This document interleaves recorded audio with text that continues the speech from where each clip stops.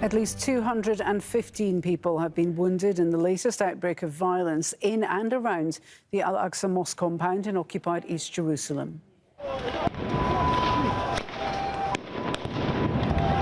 Israeli security forces fired tear gas and stun grenades at Palestinian protesters who hurled stones and other objects in return. Already simmering tensions are being further inflamed by a planned march later on Monday by right-wing Israeli nationalists for an event they call Jerusalem Day.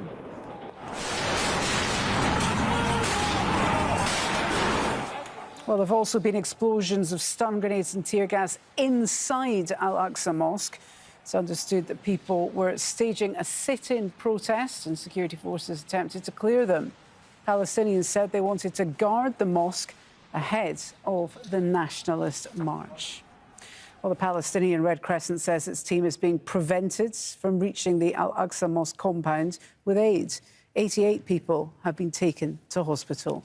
Live now to Harry Fawcett, who joins us from there. Harry, we've seen those rather alarming pictures of the Israeli forces storming the Al-Aqsa Mosque. Just talk us through this morning's events. What exactly happened? Well, we know that there were thousands of people who stayed in the Al-Aqsa Mosque compound overnight. That is not atypical in the last days of Ramadan, that people from around Palestinian Israeli towns and also from within East Jerusalem will do that. But obviously, at the moment, the state of tension within the Old City and within occupied East Jerusalem more generally is extremely high.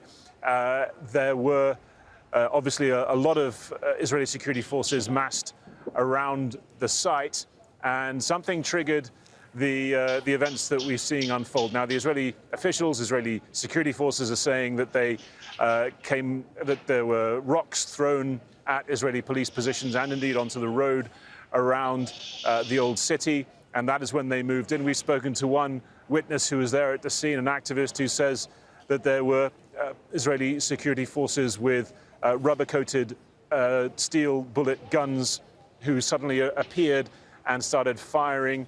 It's not clear precisely whether they were doing so after stone throwing, but that is what seems to have been the initial moments of what then turned into an extremely serious situation in the compound, with police coming in huge numbers, firing tear gas, especially into the area around the Dome of the Rock, which is where most of the female worshippers were. We've seen stun grenades, use of rubber-coated steel bullets, injuries to the face and the eyes of several people, at least 8 journalists injured. We've also seen video of police backing people away very aggressively, and in one instance appearing to fire a rubber-coated steel bullet directly at very close range into the leg of one of the people they were trying to disperse. Also video of people being held and then being beaten by Israeli security forces. So it's that they're extremely concerning videos and also concerning numbers. As you say, more than 200 people injured, according to the Palestinian Red Crescent Society. They say one of their own medics was injured and was in critical condition as a result of that injury. It doesn't take much for this really to spin out of control, especially if we start seeing anybody dying from what has taken place so far or what could take place in the hours ahead.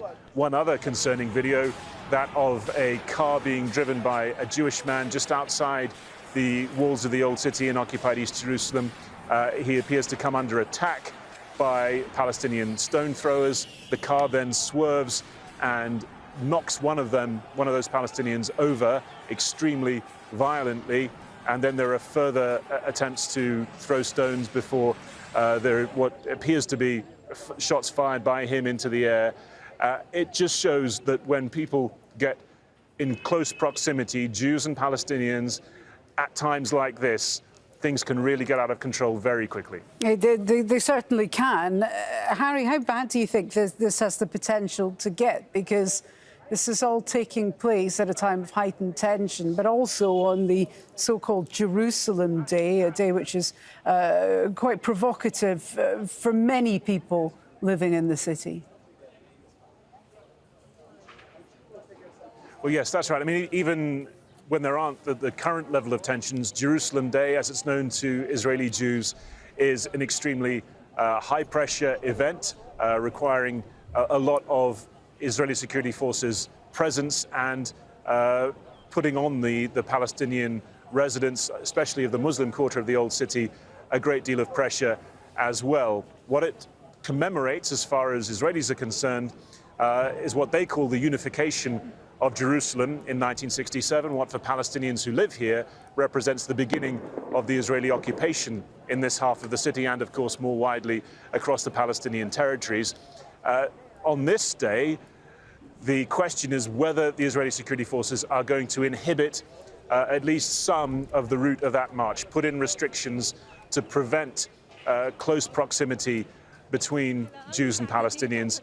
They would usually march through the Muslim quarter, waving flags, dancing, chanting, shouting, banging on shut Muslim owners' shops.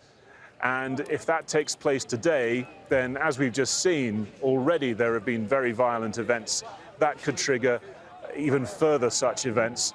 The Israeli police commissioner said as late as Sunday night that he wanted things to go ahead as they traditionally do. However, there is meant to be a decision made early Monday. We're still waiting to hear the official decision as to whether they're going to allow it to go ahead in its full form or whether they're going to place restrictions. In either event, it'll be tense. It will indeed. Harry Fawcett there reporting live for us at the Al-Aqsa compound. Thank you, Harry, for now. Well, let's stay in occupied East Jerusalem. We can hear now from Ines Abdelrazak, an advocacy director for the Palestine Institute for Public Diplomacy. It's good to have you with us here on the programme. You've been down at the Al-Aqsa site. Just tell us what you've been seeing.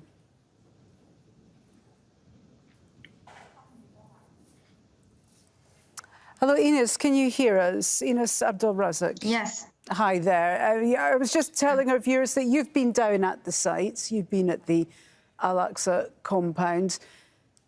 Give us a sense of what you've been seeing when you were there. Look, we cannot talk about clashes between two parties or tensions. This is clearly repression by heavy armed occupation force against unarmed worshippers and people who are just trying to protest. So this is the situation, and as you can see, there is a lot of injured. We also saw that the paramedics were prevented to access the site. There was a clinic that was attacked also by stun bombs. So it's dramatic, but it's not happening in a vacuum. It's not at all. Do you think then that the Israeli response to whatever the Israeli forces were responding to, do you think is disproportionate then? Israel's response is always disproportionate. We're talking here about Jerusalemites, Palestinians, who have been repeatedly told since generations that this city is for the Israelis and the Jewish only. They are born with inferior rights. They are constantly under pressure, repressed, oppressed. So sometimes it bursts, and I think it won't go away, even if tomorrow it doesn't make the headlines in the media, given the, the amplitude. It's clearly a problem that will stay because Palestinians are not, are denied their fundamental rights in this city, and the Israelis have emboldened the settlers, and they are also emboldened by constant impunity.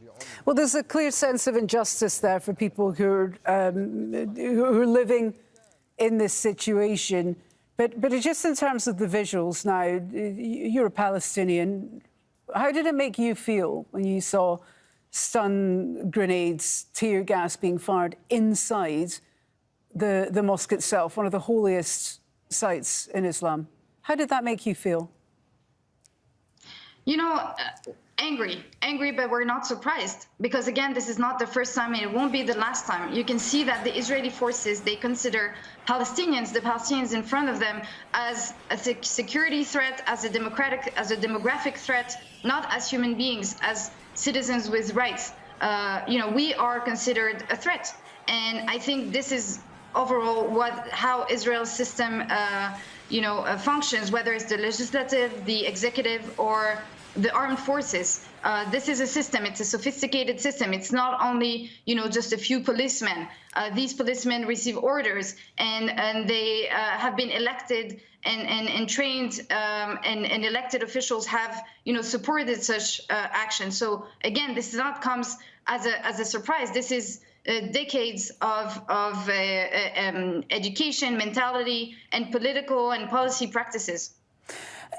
Given this, how do you think the international community should be regarding all of this? Because whenever there is unrest of this type, there are usually calls for calm on both sides here.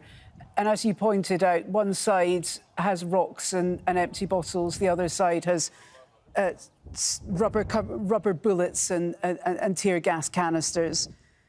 How do you think the international community watching these images should be responding to this? I mean, by starting by reframing that narrative, we can't continue to both sides, what's happening. It's not a both sides issue. There is an occupier, an occupied. There's a colonizer and a colonized. And unfortunately, the international community has not recognized that. And so they're always making false equivalences. And these false equivalences prevent us to move forward towards a just future. So the only solution now is accountability. Israel has never been held accountable for its continuous violations of international law and human rights. And let's repeat it, what they're doing in Jerusalem, whether it's the forced expulsions or what they're doing in Al-Aqsa, is war crimes. And it can amount to crimes against humanity, including the crime of apartheid. And this has been analyzed. So the response should be accountability and actions, because declarations are not enough.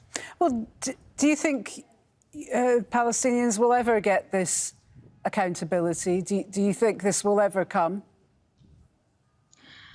Yes, I'm hopeful, and Palestinians, again, they won't go away, and they won't, I think, back down. They will continue to mobilize. So I would urge also the media to continue to look when there is not this outburst of violence, because often, and most often, the violence of the occupation and the colonial aspects of where we live is underlined, is continuous, and is of low intensity, but low intensity doesn't make it to media headlines. So I think there is a root cause to all of this. We need to address the root causes. Without addressing the root causes, this will continue, and Palestinians will continue to be killed and injured, and will continue to mobilize. OK, Ines Abdulrazak there, joining us from occupied East Jerusalem. Thank you so much for joining us on the programme.